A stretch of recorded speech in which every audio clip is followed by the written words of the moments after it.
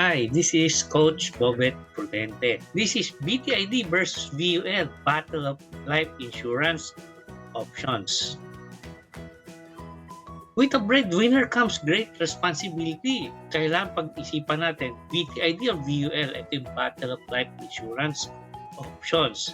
Alin ba mas maganda, BTID or VUL?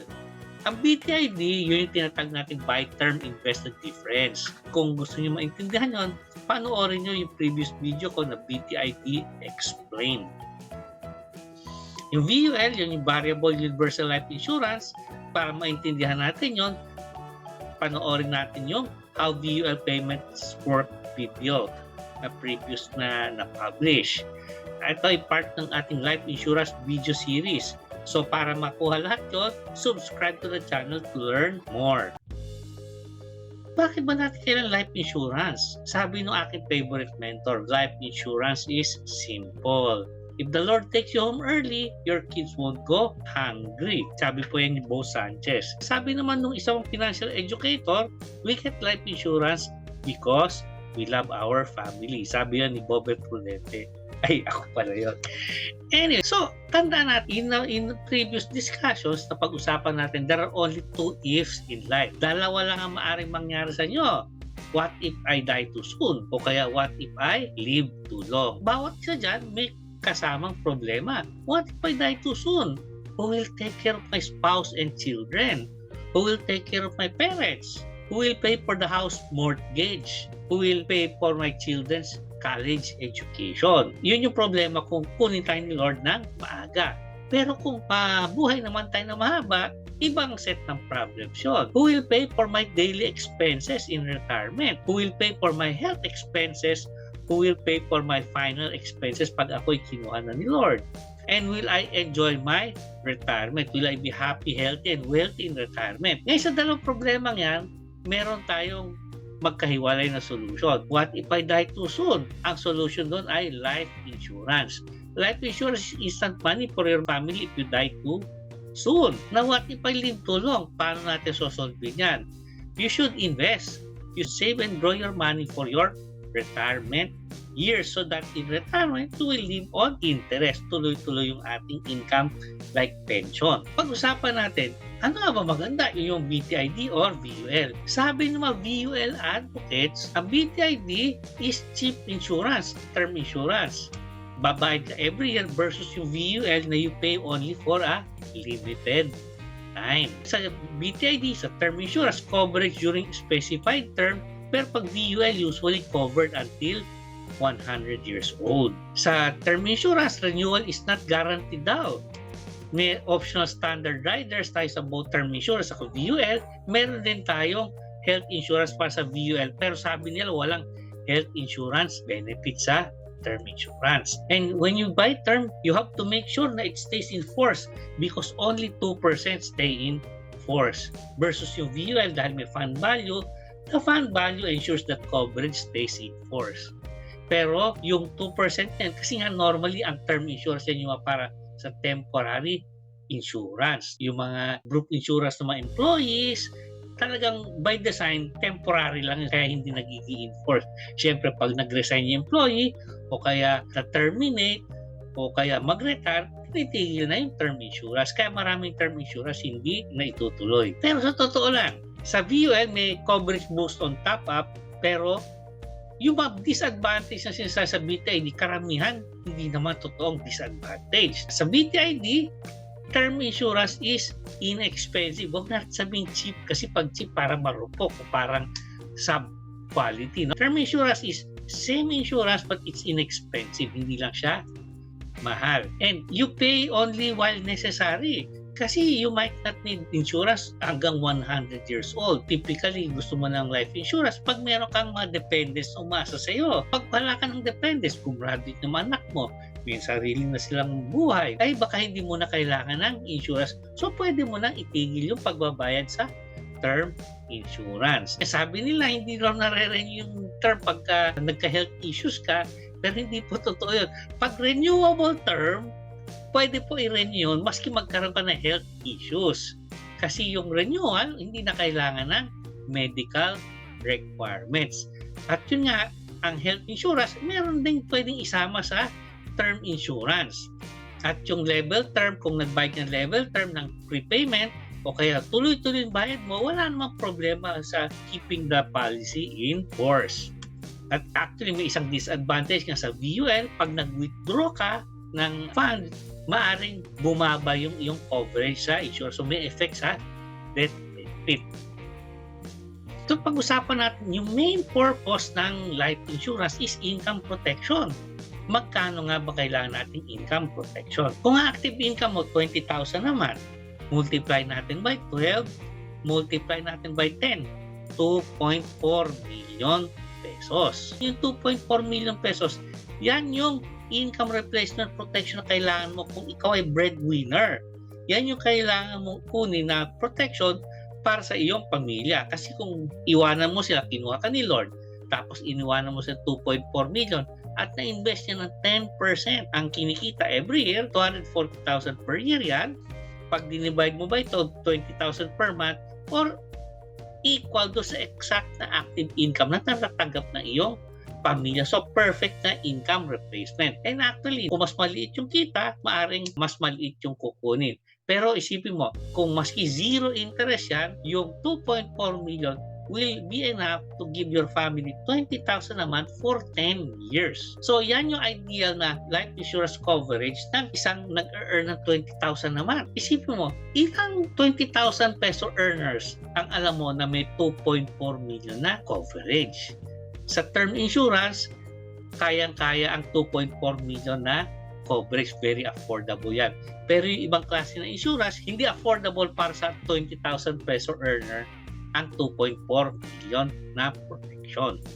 Ang typical na mga benefits sa life insurance, meron tinatawag tayong bundled na death benefits. Fixed yung sum assured, tapos yung sa loob ng sum assured na yun, habang nagbabayad ka, nagbi-build up ang cash value at unti-unting lumalaki yun. Ang actual na insurance ay bumababa unti-unti kasi yung sa loob ng sum assured, may cash value na tayo. Yung cash value na yon, pagka bibigay sa atin death benefit, merong cash value. Hindi na yung buong amount yung insurance natin kasi part of it is your money already. Ang death benefit yan is sum assured or cash value, whichever is higher. Yung mga insurance na whole life, yung mga endowment are bundled. Some VULs are bundled. Actually, most VULs are bundled. So, ang death benefit is sum assured or cash value, whichever is higher. Meron din mga insurance na unbundled. Fixed pa rin yung sum assured, meron pa rin cash value, pero yung cash value niya ay nasa labas. Ibig sabihin, yung insurance niya ay fixed for the whole duration of the coverage, fix yung insurance, ang death benefit nun ay yung sum assured sa cash value. So, ibig sabihin, mas malaki makukuha. So, all BTID strategies are unbundled kasi hiwalay nga yung insurance, hiwalay yung investment. Some VULs are unbundled. Ano mas maganda? Bundled or unbundled? Ay, kailangan po ba itanong yun? Siyempre, kita-kita natin sa drawing pa lang, mas maganda yung unbundled. Kasi pag unbundled, laging sum of the sum assured plus cash value ay mas malaki makukuha. At yun nga, walang effect yung pag mag-withdraw ka, walang effect do sa sum assured. Maraming hindi alam na kung alin ang benefit. Pero kita nga natin, karamihan ng term insurance plus investment, unbundled yung makukuhang death benefit. Yung mismong insurance mula sa life insurance policy at yung investment value mula sa investment na solution. Ano sabi naman tungkol sa investing? Sabi ng VUL advocates, but BTID potentially higher returns at yung VUL is more of a savings plan. It also develops discipline kasi nga kailangan tuloy-tuloy yung pagbabayad at merong medyo mahaba-haba yung panahon na kailangan i-devote mo para ma-fully pay yung iyong VUL. Sabi nila, mahirap daw yung BTID lalo na kung stock market. You must have the time to learn and trade if investing in stocks. Versus kung VUL yun, worry-free investing in unit-linked funds. Hulog ka na hulog, iba yung nag-i-invest para sa'yo. Sa BTID, do it yourself. So pagka hindi ka marunong, baka mali-mali ang magagawa mo. Pero pag VUL, meron kang financial advisor. At malaking advantage yun na meron kang makakausap, magsasabi sa'yo kung anong tama. Meron ka ring access sa fund manager. Sa BTID, you can invest in other instruments. That's good. At meron tayong liquidity because anytime you can withdraw your investment kung magkaroon ka ng emergency or pangangailangan ng pera. So meron tayong mga sinasabing mga disadvantage ng investing pagka BTID strategy. Pero sa totoo lang, maaari ka rin worry-free investing sa BTID kasi maaari ka mag-invest din sa mga mutual funds, sa mga unit investment trust na pareho lang ng unit-linked funds. Except pagka yung mga mutual funds, UITF, ikaw yung naghuhulog separately. Hiwala yung hulog sa insurance, hiwala yung hulog sa investment. Sa VUL, magkasama yon. Yun lang depression. Pero worry-free pa rin kung mutual funds or UITF yung iyong gagamitin. Meron ka ring option na kumausap ng financial educator. Ang financial educator pareho rin sa financial advisor. Pagka may financial educator kang kasama, mapag-usapan mo yung paano ibagay sa iyong sariling requirements, paano ibagay sa iyong goals, at anong strategy at kung magkano iyong kukunin. Meron ka ring access sa fund manager. Ngayon sa VUL, mataas yung premium charges. So isang malaking minus sa VUL, dahil malaking premium charges, yung na-invest sa first few years is mas maliit. At ang VUL, by definition yan, possible na maraming charges, iba-ibang charges para sa top-up, withdrawal, etc. Pag mag-invest tayo sa buy term, invest the difference, napakarami nating options. Maaari tayong pagpulog sa VUL din. Maaari tayong kumabalit na VUL at doon tayo magpulog. Ang compounded long-term annual growth yan, CAGR, compounded annual growth rate, average long-term. No? Ito long-term, siguro for mga 7, 10, 15 years, long-term average na gain is 2 to 10%, pero it's possibly negative. Actually, like itong panahon ng pandemic, maraming VUL funds negative for the past several years. Actually, before the pandemic, nag-negative na, tapos meron pang pandemic. So, siguro 5 years nang halos negative yung average gain ng VUL. May option din tayong mutual funds na kahawi sa unit-linked funds ng compounded annual growth rate nun is 4 to 18%.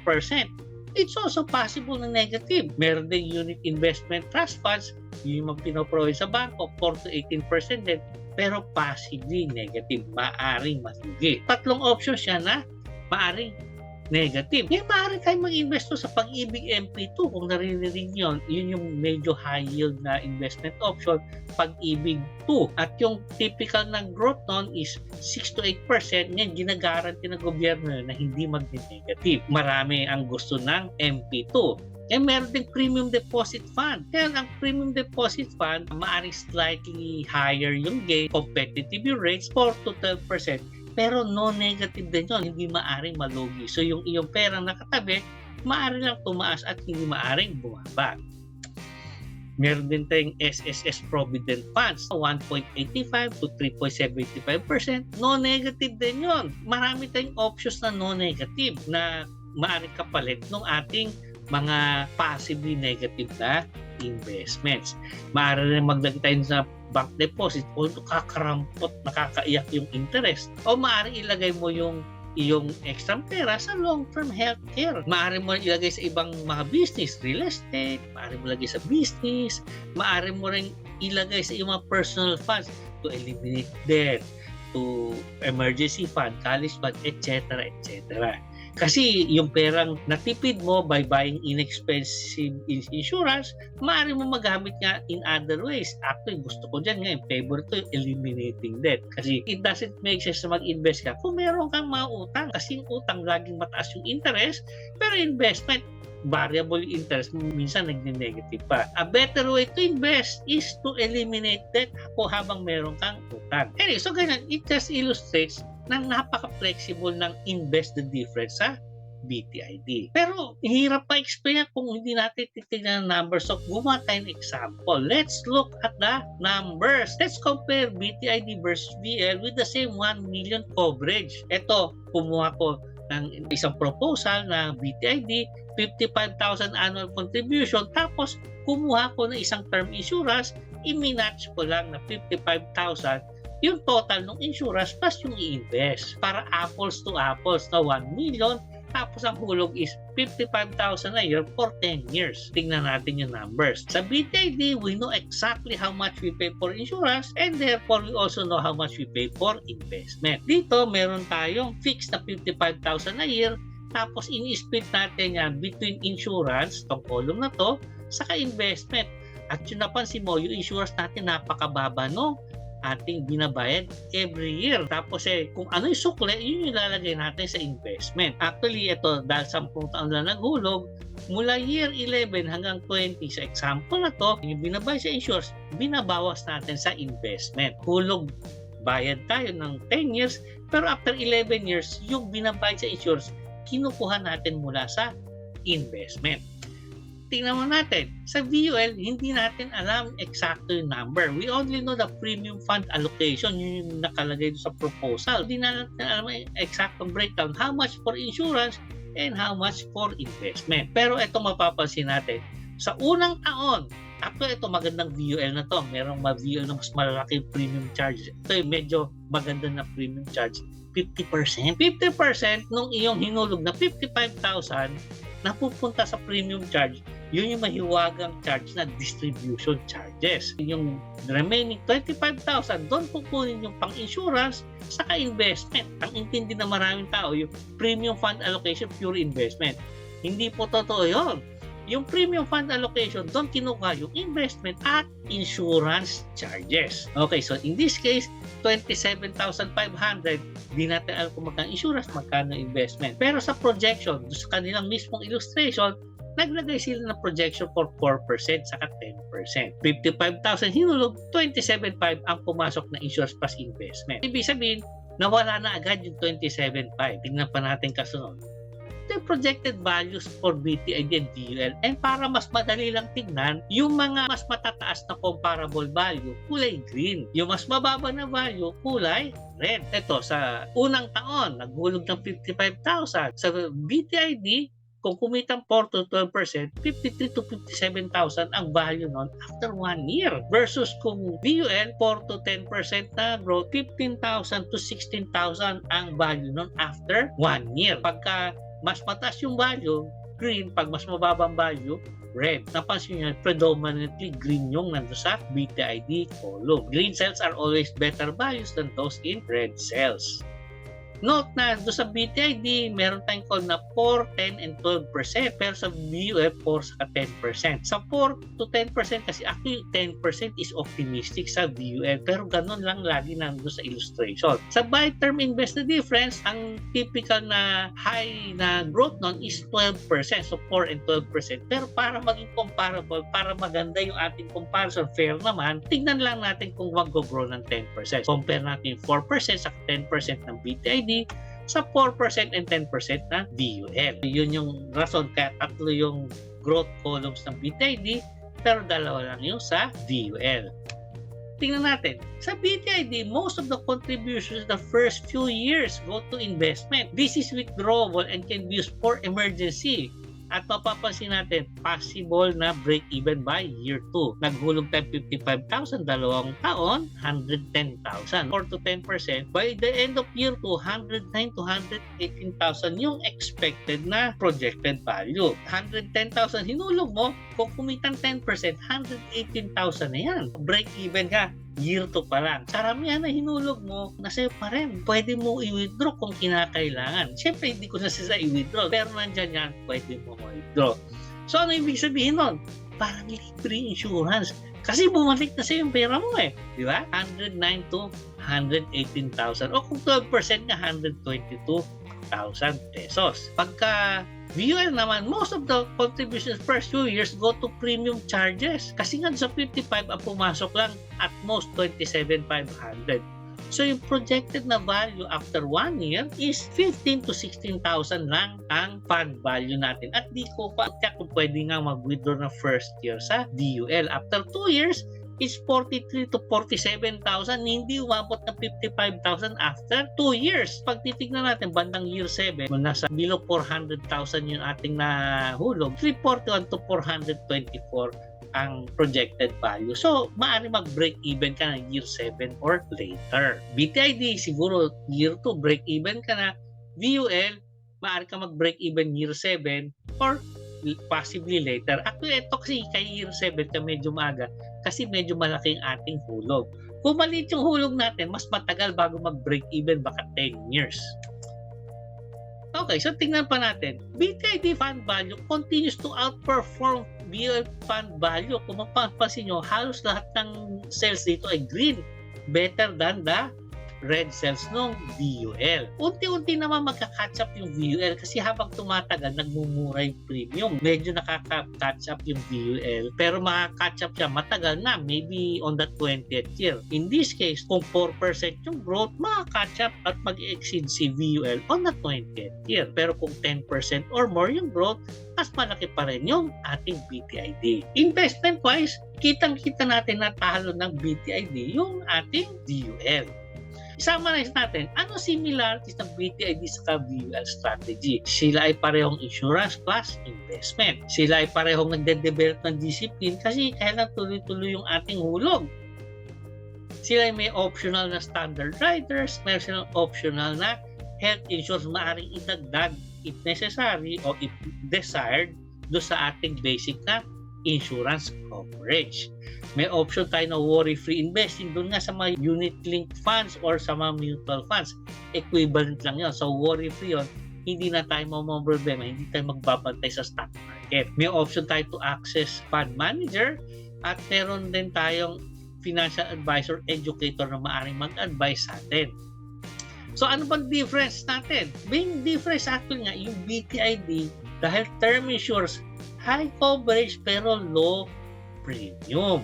Yung VUL natin, medyo may kamahalan, lower coverage at high premium charges. Ang analogy ko dyan, parang restaurant dyan. Iba kasi gusto ng VUL kasi nga may financial advisors. Kumbaga, superb service na meron kang mag-explain talaga ng iyong investing.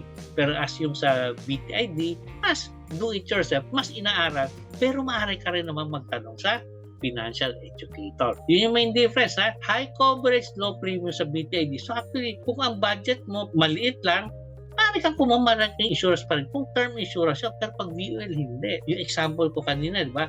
Yung 20,000 earner, kailangan 2.4 million na coverage. At isipin nyo, ilang 20,000 peso earner ang alam mo na merong 2.4 million na coverage. Pag VUL, hindi niya kayang i-afford yun o na 20,000 income. Pero pag term insurance yun, kaya mo i-afford yun 20,000 income. Ano pang differences nun? Bundled yung death benefit sa BTID. Ibig sabihin, sum assured plus yung ating cash value. Sa VUL, meron tayong VUL na maximum of cash value and sum assured. Meron tayong unbundled na sum assured plus fund value. Ang BTID, konti lang charges. Madalas policy fee lang yung charges sa BTID sa mismong insurance. Pero yung VUL, maraming fees and charges. Maaaring meron tayong charge for withdrawal. Maaaring meron tayong charge for top-up. Marami tayong fees and charges pag VUL. Nga medyo mahirap na i-compute. Sa BTID, flexible investment options like I said, no, kanina nag-enumerate ang napakaraming investment options. Pag VUL, limited investment options to the funds offered by the specific insurance company. Some investment options have growth guarantee. Like yung sinasabi ko kanina, no negative. May growth guarantee yun.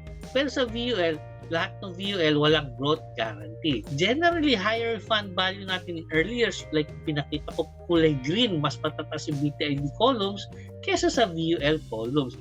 At makaka-catch up yung VUL fund value sa BTID value maybe 15 or more years later. So, anong sinasabi natin dito? Withdrawal sa VUL may affect death benefit at napakalaking disadvantage yan kasi nga kakang nag-withdraw dahil kailangan mong pera. Tapos pag nangyari doon, kung matuloy-tuloyan ka, mas mababa pa yung death benefit. Tingnan natin.